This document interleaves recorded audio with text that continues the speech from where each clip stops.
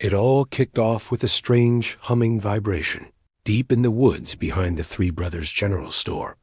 It was a sound that even Sugar, Tom's blue-eyed cat, couldn't quite figure out. Old Tom Brown, a mountain of a man, grabbed his heavy walking stick. Doc Holliday, always the gentleman, adjusted his black frock coat and followed right behind him. And you can bet Cousin Rosemary wasn't about to be left out. She snatched a heavy lantern and took the lead, her light cutting through the Ozark twilight. Deep down in a limestone hollow, they found the source of the hum. It was a craft, strange as anything they'd ever seen, looking for all the world like two giant cast-iron skillets welded together at the rims. It glowed with a soft, pulsing blue light that painted the trees in eerie shades. There wasn't a door in sight, but as Sugar let out a sharp, curious yowl from her perch on Tom's shoulder, a ramp slid down with a whisper, like it was personally inviting them in. Tom Brown let out a low rumble from his chest, his shaggy beard twitching with amusement. "Well," he said, his voice like rolling thunder, "I reckon it's better than hiking back up that ridge."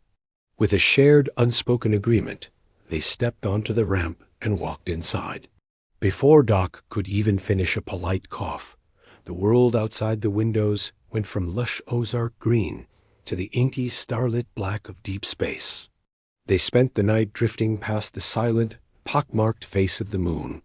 Sugar sat mesmerized, her little face pressed against the glass, her big blue eyes reflecting entire galaxies. Doc Holliday, for once, leaned on his cane without a hint of world weariness. He looked more at peace than anyone had ever seen him on Earth, a quiet smile playing on his lips as he watched the cosmos swirl by. As the first hints of dawn touched the earth below, the craft hummed one last, gentle time, and settled right back into its spot in the timber, as if it had never left. The crew walked back to the general store, feeling no more tired than if they'd just been out for a regular morning stroll.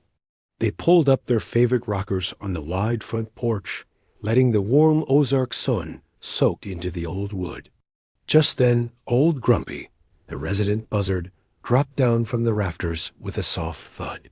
He cocked his head and looked at them with an ancient, knowing gaze, as if he knew exactly where they'd been and what they'd seen. Tom reached into the massive pocket of his overalls and pulled out a fresh sleeve of Oreos.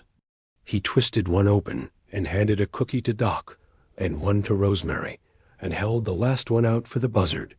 Grumpy snatched the cookie and began his famous cookie waltz, a funny little dance on the dusty porch boards.